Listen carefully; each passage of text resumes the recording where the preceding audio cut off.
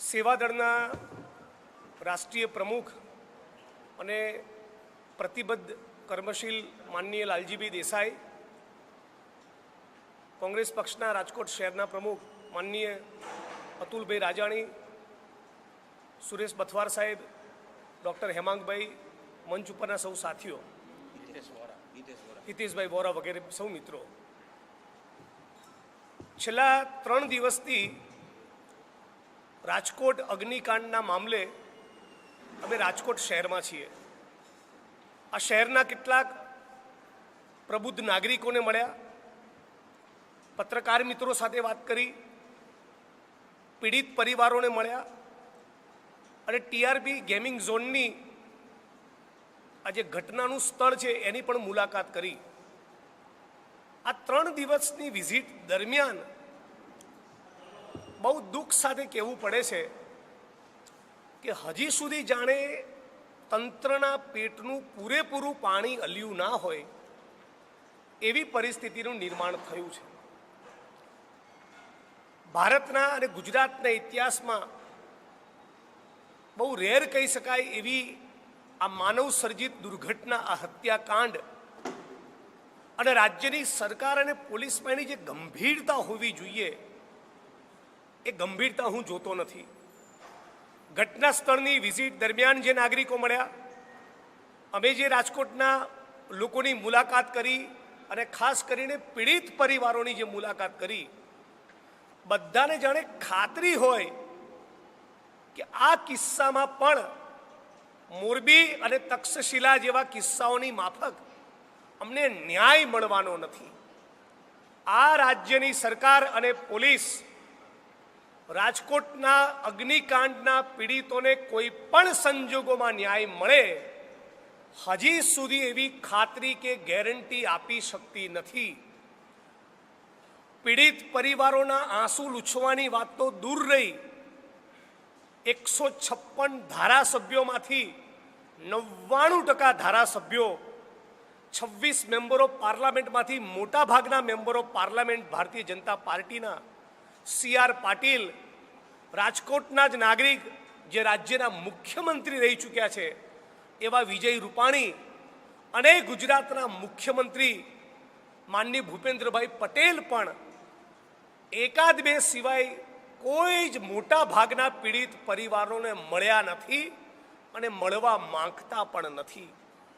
તમે કલ્પના કરો એ દ્રશ્યની કે જે લાશ 10 વર્ષના 12 વર્ષના માસૂમ દીકરાની લાશ જે ભડથું થઈ ચૂકી હોય, જે કોલસો થઈ ચૂકી હોય, એ લાશ જે જનેતાએ પોતાના ખોડામાં પોતાની છાતી સરખી ચાંપી હશે ત્યારે એ જનેતાની ઉપર શું વીત્યું હશે કશી જ દરકાર કરવાની નહીં.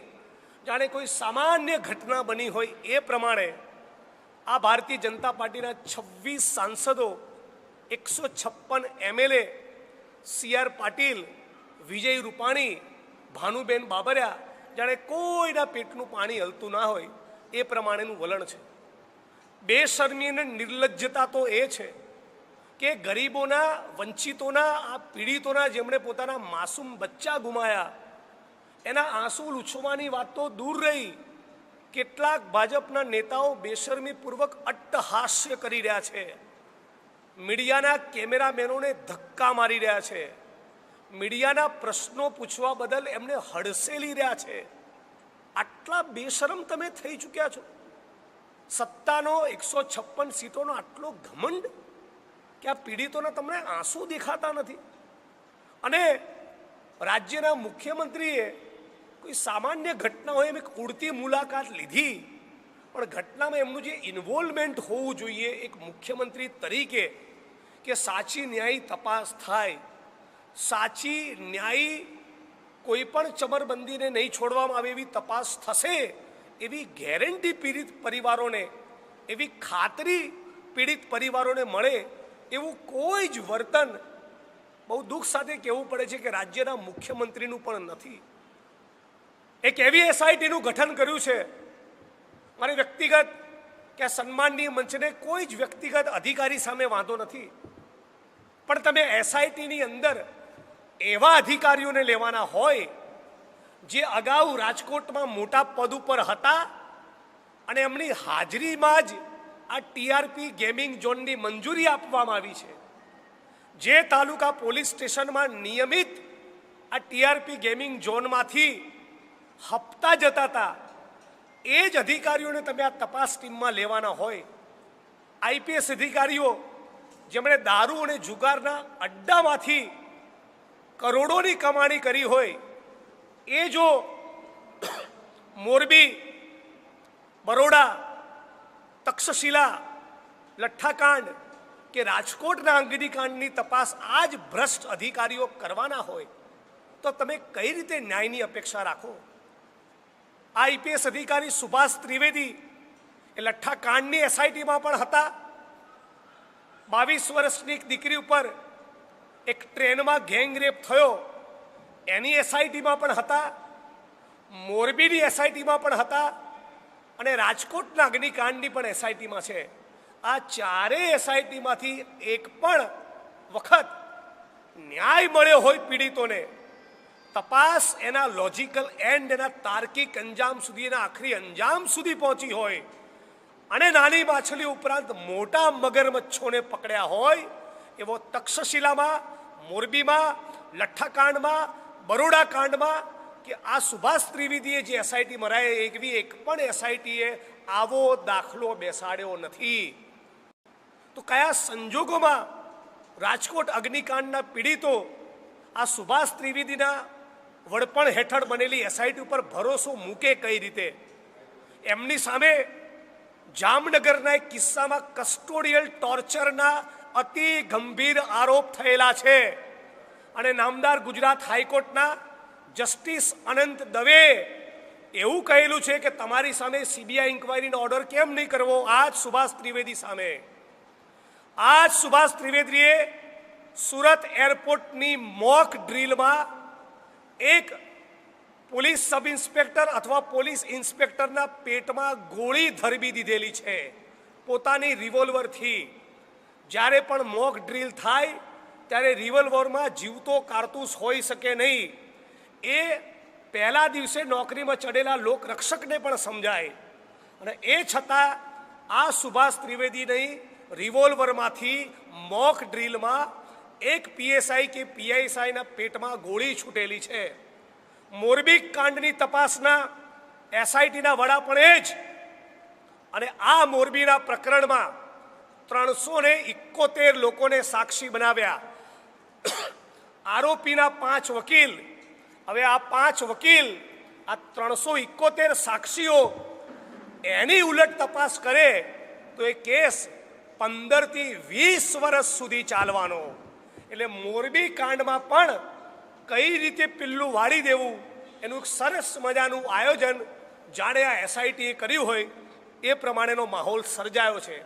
તો આ પરિસ્થિતિમાં આ એસઆઈટી જોડેથી પીડિત પરિવારો, રાજકોટની જનતા, ગુજરાતની 6.5 કરોડ જનતા અને અમે વિપક્ષ તરીકે ન્યાયની અપેક્ષા રાખીએ કઈ રીતે? સવાલ પૂછવા માંગીએ છીએ રાજ્યના ડીજીને, રાજ્યના હોમ સેક્રેટરીને, હોમ મિનિસ્ટર અને મુખ્યમંત્રીને કે જેની કરોડરજ્જુ મજબૂત હોય, જેણે ભ્રષ્ટાચારની એક પાઈ જીવનમાં ના ખાધી હોય, એવા તટસ્થ મજબૂત કરોડરજ્જુવાળા નિષ્ઠાવાન, ઓનેસ્ટ, નોન કરપ્ટ અધિકારી જોડે આ અગ્નિકાંડની તપાસ તમે કેમ નથી કરાવવા માંગતા?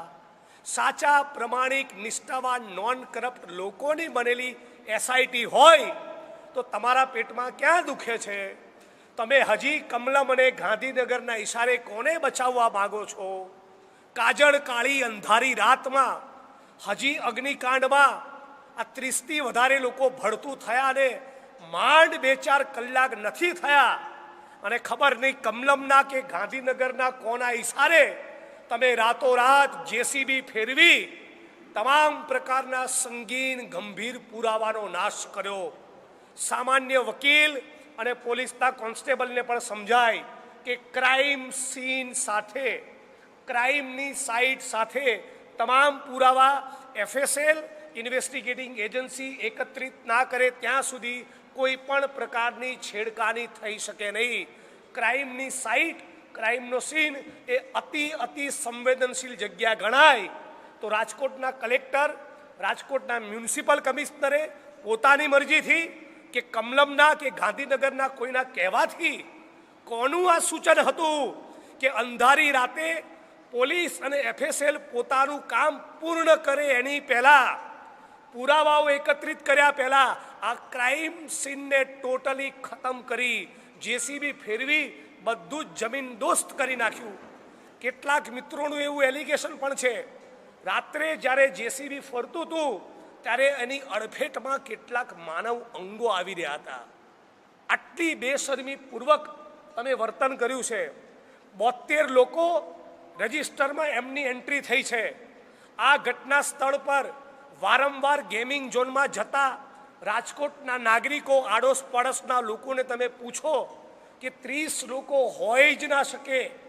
12, 15, 17 લોકો, હું ખોટો પડું તો માફી માંગીશ, પણ મને મળેલી માહિતી મુજબ 12, 15, 17 તો નેપાળના લોકો ત્યાં કર્મચારી તરીકે નોકરી કરતા હોવાની પણ વાત છે.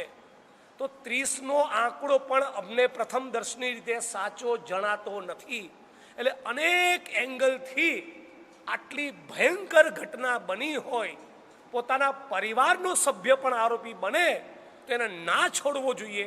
એવી નિષ્ઠા અને કમિટમેન્ટ બતાવવાના સમયે પણ તમે ચારે બાજુથી કેસમાં ભાંગરો વાટવાની જે ભૂમિકા લીધી છે, મને લાગે છે કે આ સરકારને ભારત ભૂમિનો ઇતિહાસ કોઈ દિવસ માફ નહીં કરે. અને એટલા માટે અમે માંગણી કરીએ છીએ, વિપક્ષ તરીકે નહીં, કોંગ્રેસ પક્ષ તરીકે નહીં, ભારતના અને ગુજરાતના જવાબદાર નાગરિકો તરીકે માંગણી કરીએ છીએ કે આ કેસમાં નિષ્ઠાવાન, પ્રમાણિક, નોન કરપ્ટ અધિકારીઓની બનેલી SIT દ્વારા જ તપાસ થવી જોઈએ. એ જ પ્રમાણે શ્રેય હોસ્પિટલ, બરોડાનો કાંડ, મોરબીનો કાંડ અને તક્ષશિલા કાંડ, આ તમામ કાંડમાં પણ નોન કરપ્ટ અધિકારીઓની બનેલી SIT દ્વારા જ તપાસ થવી તો જ અમને ન્યાયની આશા રહેશે. અને 4 લાખ રૂપિયાનું વળતર આપી તમે હાથ ખંખેરી લેવાની જે કોશિશ કરી છે એ પણ ખૂબ શર્મનાક બાબત છે. જે ગરીબ માણસો, આશાબેન કાથડના હું ઘરે ગયો હતો, એના ઘરે સરખો પંખો નથી. આવા લોકોને તમે 4 લાખ વળતર ચૂકવશો? અમે માગણી કરીએ છીએ વિપક્ષ તરીકે અને ગુજરાતના 6.5 કરોડ લોકો વતી કે ઓછામાં ઓછું 1 કરોડ રૂપિયાનું વળતર ચૂકવવું જોઈએ. અને સમગ્ર રાજકોટ અમારી સાથે, પીડિત પરિવારોની સાથે બેઠું થાય અને ન્યાયની લડતને પૂરેપૂરી નિષ્ઠા સાથે એના આખરી અંજામ સુધી લઈ જઈએ. એટલા માટે અમે આજે આપ સૌ પત્રકાર મિત્રોના માધ્યમથી, મીડિયાના માધ્યમથી જાહેરાત કરીએ છીએ કે આ સૌ પીડિતોને ન્યાય મળે એના માટે 7, 8 અને 9 આ 3 દિવસ 7, 8, 9 જૂનના રોજ અમે લોકો 72 કલાક ધરણા અને ઉપવાસ ઉપર બેસવાના છીએ. રાજકોટ શહેર ત્રિકોણ બાગ પાસે. બાકીની વાત મારા સાથી લાલજીભાઈ કરશે, પણ આપને સૌને ફરી એટલું કહેવા માગું છું કે અમારે કે પીડિત પરિવારોએ ઉપવાસ ઉપર બેસવું પડે એ ભૂપેન્દ્ર પટેલ સરકાર માટે શરમનો વિષય છે. ભૂપેન્દ્રભાઈ, માફ કરજો, તમે મૃદુ અને સંવેદનશીલ નથી. સાવ મુખ્યમંત્રી તરીકે ફેલ, કમ્પ્લીટ નિષ્ફળ અને ઢીલા ઢસ છો. તમારા જેવા મુખ્યમંત્રી હશે તો આ જ પ્રમાણે ગુજરાતના ગરીબ માણસોની લાશો પડતી રહેશે. અને એની વિરુદ્ધમાં અમે 7, 8, 9 3 દિવસ 72 કલાક ઉપવાસ ઉપર બેસવાના છીએ. પીડિત પરિવારોને શ્રદ્ધાંજલિ આપવા અને પીડિત પરિવારોને ન્યાય અપાવવા તો જ અમને ન્યાયની આશા રહેશે. અને 4 લાખ રૂપિયાનું વળતર આપી તમે હાથ ખંખેરી લેવાની જે કોશિશ કરી છે એ પણ ખૂબ શર્મનાક બાબત છે. જે ગરીબ માણસો, આશાબેન કાથડના હું ઘરે ગયો હતો, એના ઘરે સરખો પંખો નથી. આવા લોકોને તમે 4 લાખ વળતર ચૂકવશો? અમે માગણી કરીએ છીએ વિપક્ષ તરીકે અને ગુજરાતના 6.5 કરોડ લોકો વતી કે ઓછામાં ઓછું 1 કરોડ રૂપિયાનું વળતર ચૂકવવું જોઈએ. અને સમગ્ર રાજકોટ અમારી સાથે, પીડિત પરિવારોની સાથે બેઠું થાય અને ન્યાયની લડતને પૂરેપૂરી નિષ્ઠા સાથે એના આખરી અંજામ સુધી લઈ જઈએ એટલા માટે અમે આજે આપ સૌ પત્રકાર મિત્રોના માધ્યમથી મીડિયાના માધ્યમથી જાહેરાત કરીએ છીએ કે આ સૌ પીડિતોને ન્યાય મળે એના માટે 7, 8 અને 9 આ 3 દિવસ 7, 8, 9 જૂનના રોજ અમે લોકો 72 કલાક ધરણા અને ઉપવાસ ઉપર બેસવાના છીએ રાજકોટ શહેર ત્રિકોણ બાગ પાસે. બાકીની વાત મારા સાથી લાલજીભાઈ કરશે, પણ આપને સૌને ફરી એટલું કહેવા માગું છું કે અમારે કે પીડિત પરિવારોએ ઉપવાસ ઉપર બેસવું પડે એ ભૂપેન્દ્ર પટેલ સરકાર માટે શરમનો વિષય છે. ભારતીય જનતા પાર્ટીના નેતાઓની દાદાગીરી અને લાંઠગીરીની ઘટના, બીજી ભારતીય જનતા પાર્ટીના નેતાઓની દાદાગીરી અને લાંઠગીરીની ઘટના સામે આવી છે. જૂનાગઢ કોંગ્રેસના અમારા સાથી રાજુભાઈ સોલંકીના દીકરાનું ભારતીય જનતા પાર્ટીના ગોંડલના ધારાસભ્યના પુત્રે કિડનેપિંગ કરી, અપહરણ કરી, પીડિત પરિવારોના કહેવા મુજબ એને નગ્ન કરીને મૂઢમાર માર્યો છે. સામાજિક સમરસતાની વાત કરતી, દલિતો માટે સંવેદના બતાવતી ભારતીય જનતા પાર્ટીની સરકારને કહેવા માગું છું કે તમારામાં પાણી હોય તો 24 કલાકમાં આ ભાજપના ધારાસભ્યના પુત્રની તમે ધરપકડ કરો, નહીતર જૂનાગઢ શહેરને બંધ કરવાનો કોલ આપવા માટે પણ અમે મજબૂર બનીશું. આ બાબતના મેસેજ મળ્યા અને આજે સવારે ફરી બીજા મેસેજ મળ્યા કે જસદણની અંદર દલિત સમાજના એક વ્યક્તિની જમીન બાબતે કેટલાક માથાભારે લોકોની દાદાગીરી અને સિંચાઈ વિભાગના એક ભ્રષ્ટ અધિકારીની વારંવારની દાદાગીરીના કારણે ત્રસ્ત બનીને દલિત સમાજના એક વ્યક્તિએ પણ ઝેર પી લીધું અને આજે સવારે રાજકોટની સિવિલ હોસ્પિટલમાં એનું પણ મૃત્યુ થયું છે. તો આ પીડિત પરિવાર સૂચવે એ અધિકારી દ્વારા જો તપાસના આદેશ નહીં સોંપવામાં આવે તો આ મૃતદેહનો પણ સ્વીકાર કરવાના નથી. એટલે એક તરફ સૂત્રાપાડામાં કસ્ટોડિયલ ટોર્ચરની ઘટના, રાજકોટનો અગ્નિકાંડ, ગોંડલના ધારાસભ્ય દ્વારા દલિત સમાજના યુવાનનું અપહરણ કરી, ફિલ્મી સ્ટાઇલે અપહરણ કરી એને નગ્ન કરીને મૂઢ મારવો અને દલિત સમાજના બીજા યુવાને આત્મવિલોપન કરવા માટે મજબૂર બનવું, આ દેખાડે છે કે ભારતીય જનતા પાર્ટીની આ 156 સીટોવાળી સરકાર કઈ હદે જનવિરોધી બની ચૂકી છે, કઈ હદે એની દાદાગીરી અને લાંઠગીરી ચરમ સીમા ઉપર પહોંચી છે અને એમને કાયદો અને બંધારણમાં